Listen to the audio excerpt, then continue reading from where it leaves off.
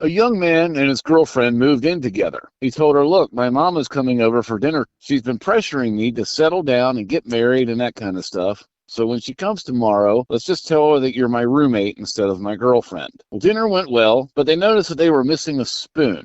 After a few days, the young man called up his mom and said, "Hey, Mom, I'm not sure, how to approach this, but, we had a spoon come up missing. I'm not saying that you took it, and I'm not saying you didn't either, though, but do you have any idea where it went?" Well, his mom came right back and said, "Son, I'm not saying that you're sleeping with your roommate, but I'm not saying you're not. But if she were sleeping in her own bed, you would have found your spoon by now."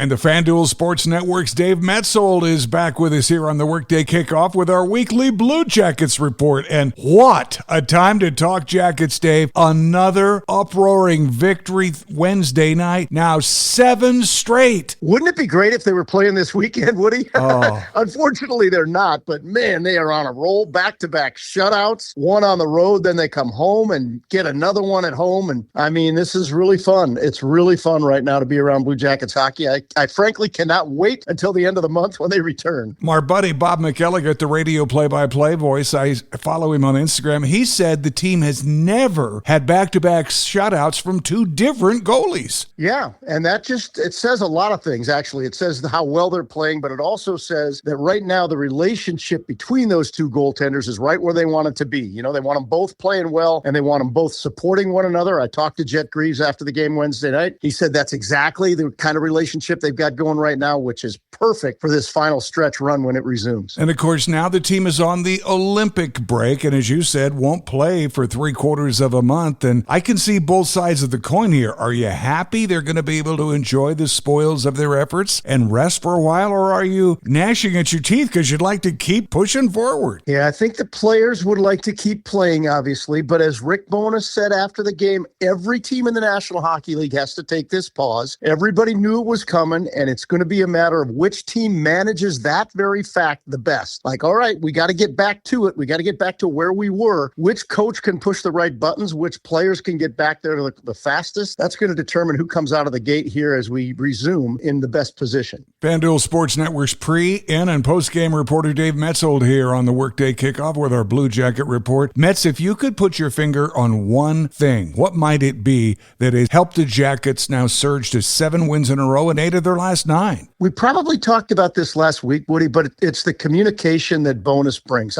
Obviously, Bowness has made a difference, but why? And I think it's the communication. It was a really interesting but short scene in New Jersey after the game when Bones went in and hugged Elvis after the game in the locker room. Like, well, we've never seen that before. It speaks to the type of relationships he's building with these players, and I think they're responding in a big way. Tell us something we don't know. Only listeners to the Maverick are going to know it right now. Man, everybody's starting to know a lot about this team, but here's where I'm going to go with this. Zach Werenski told us after the game that his wife is not very happy with him, that he changed his travel plan so he could be at the Olympic opening ceremonies tonight, right?